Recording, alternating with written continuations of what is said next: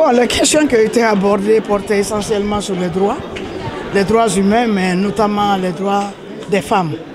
Donc, il y a eu des tables rondes qui ont été animées notamment par Madame la ministre, l'ancienne ministre, l'honorable Daffé et M. Diallo. Donc, au cours des débats, je pense que les questions qui ont été soulevées portaient particulièrement sur la participation politique des filles. Donc, au cours des discussions, il a été recommandé que les filles, les jeunes étudiantes puissent vraiment se former, qu'on renforce leur capacité sur le leadership féminin par rapport au coaching et par rapport au mentorat. Donc ces questions-là ont été soulevées.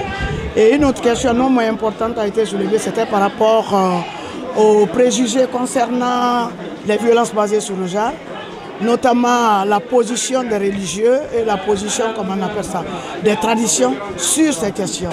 Donc il a été question de toutes ces questions et finalement de ces problèmes.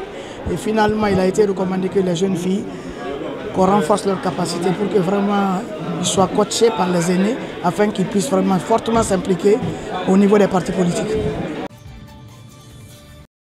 C'est quand on rentre dans les fonctions sociales anormalement attribuées à des personnes, en lien avec leur caractère physique. On dit que la femme doit, si vous voulez, assurer le ménage, elle doit s'occuper des enfants, elle doit faire la cuisine et tout ça. Bon, tout ceci, ce sont des fonctions sociales qui ne sont pas tout à fait mauvaises. Il faut trouver un juste milieu.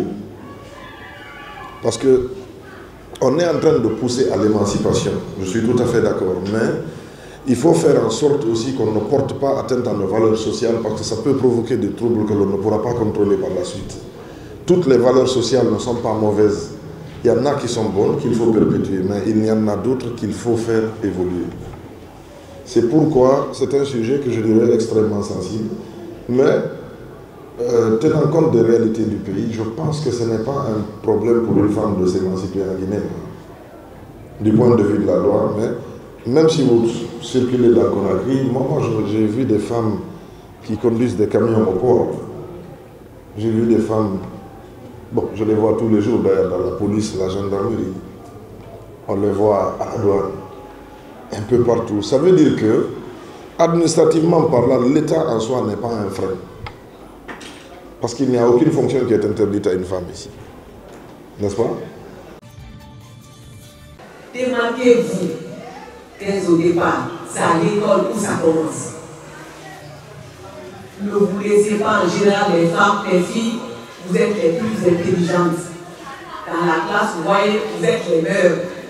Alors n'acceptez pas qu'on vous relève au second plan. Vous défendez vos droits. Vous avez vos droits partout où vous êtes.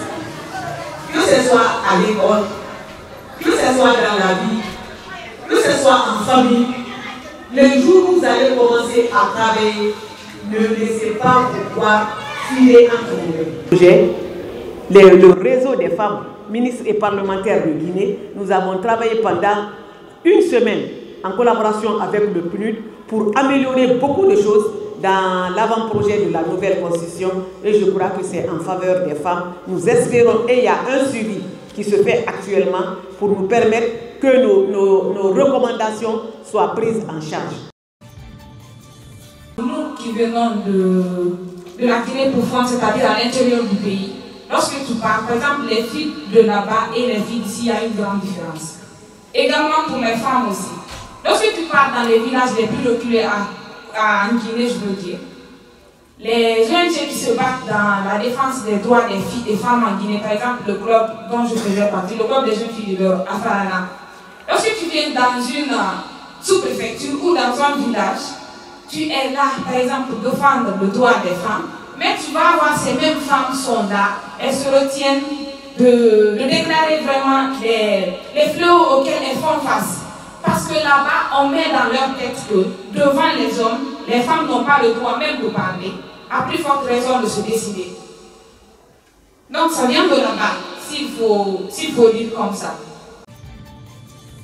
L'objectif, c'est d'amener les filles à comprendre qu'elles ont des droits, qu'elles peuvent exercer et qu'elles ne peuvent pas s'asseoir et attendre qu'elles profitent des droits si elles ne se bougent pas un peu, C'était une manière donc de leur permettre non seulement de bien connaître ce qui est droit qui leur est dévolu, mais c'était également une façon de les encourager à mettre, si vous voulez, leurs ambitions en pratique pour qu'elles arrivent à la destination souhaitée. Écoutez, je pense qu'on l'a dit, dans cette salle, nous avons les plus beaux textes de loi, mais c'est l'application des textes de loi qui pose problème. Mais ces cas de violation aussi des droits humains, ces cas de meurtre, ces cas de viol, ce n'est pas un problème qui est propre à la Guinée. C'est des cas des faits de société, c'est des cas qui se produisent dans tous les États du monde. La différence, c'est comment soigner le mal. Ailleurs, on soigne le mal en appliquant la loi, en jugeant le bourreau, en le condamnant et en respectant la peine. Il purge sa peine en prison. Ici, le plus souvent, vous avez des bourreaux qui s'enfuient et il n'y a pas d'enquête autour de leur fuite. Vous avez par exemple le cas de Massila. Il y a un des bourreaux qui est toujours en cavale. Depuis 2021, il n'a pas été retrouvé. Vous avez les 2 petites fillettes qui ont été tuées dans des écoles ces derniers temps. Les bourreaux sont toujours en cavale. Il faudrait qu'il y ait des enquêtes sérieuses, qu'on puisse arrêter des auteurs, qu'on puisse les juger et les condamner. Quand vous êtes à l'intérieur, tout dépend de l'éducation, tout dépend du milieu dans lequel vous avez grandi. Vous avez des enfants qui sont plus émancipés, c'est-à-dire qui prennent la parole plus facilement. Dans leur famille, il y a eu une ouverture. On les a éduqués à prendre la parole. On les a éduqués dans l'égalité, dans la liberté. Mais si vous ostracisez votre enfant, en fait, vous faites en sorte qu'il n'ose pas parler devant les gens, ça va être très difficile pour lui de s'ouvrir au monde. Et aujourd'hui, il faut qu'on s'ouvre au monde. Il faut amener l'enfant à oser parler. Mais la timidité, il y a des enfants qui grandissent dans des familles ouvertes mais qui n'osent pas parler. Hein. Mais vous pouvez combattre votre timidité, même si vous avez grandi à l'intérieur. Moi, j'ai grandi à l'intérieur, hein, mais j'ai combattu ma timidité et j'ai pu affronter et m'ouvrir au monde. Ça veut dire que ce n'est pas impossible. C'est un combat que vous pouvez mener. C'est une question de développement personnel. Vous pouvez vous former aujourd'hui. Vous avez des coachs, vous avez plein de personnes dont vous pouvez vous inspirer. Je pense que Dr Daffé l'a dit ici, elle avait une source d'inspiration. C'est pas mal d'avoir une source d'inspiration pour grandir.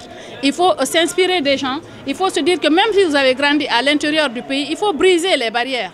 Il faut briser ce plafond de verre là, se dire que non, le développement ou l'émancipation appartient à un groupe de personnes. Non, il n'appartient pas à un groupe de personnes. C'est vous qui savez quel monde vous pouvez vous forger. Si vous vous forgez un monde, vous vous dites que vous allez atteindre cet objectif-là, vous allez le faire. Il faut juste se fixer des objectifs qui sont atteignables et se battre pour les atteindre. On nous disait que nous sommes tous égaux en droit et en devoir. C'est une série d'activités qui vient de démarrer ici. On a commencé par la conférence, mais nous ferons également une table ronde la semaine prochaine. Il y aura une formation qui sera faite pour des femmes, une dizaine de femmes, pour les amener à aller sur le terrain, à sensibiliser sur les droits des femmes, y compris celles en politique. Il y aura également du monitoring, c'est-à-dire nous prendrons des informations sur les cas de violence qui ont été opérés ces derniers temps dans la ville de Conakry, y compris, je veux dire, quand je dis Conakry, c'est le Grand Conakry, parce que il y aura Ratoma, il y aura Matoto, mais aussi Koya. Donc c'est une série d'activités qui vient d'être lancée. C'est la première journée, vous avez vu la mobilisation et ça nous ferait plaisir de pouvoir décliner ce genre d'activités pour pouvoir résoudre cette question, ce mythe qui est autour de la vie politique pour les femmes. Il faut qu'elles y accèdent parce que c'est source aussi de paix.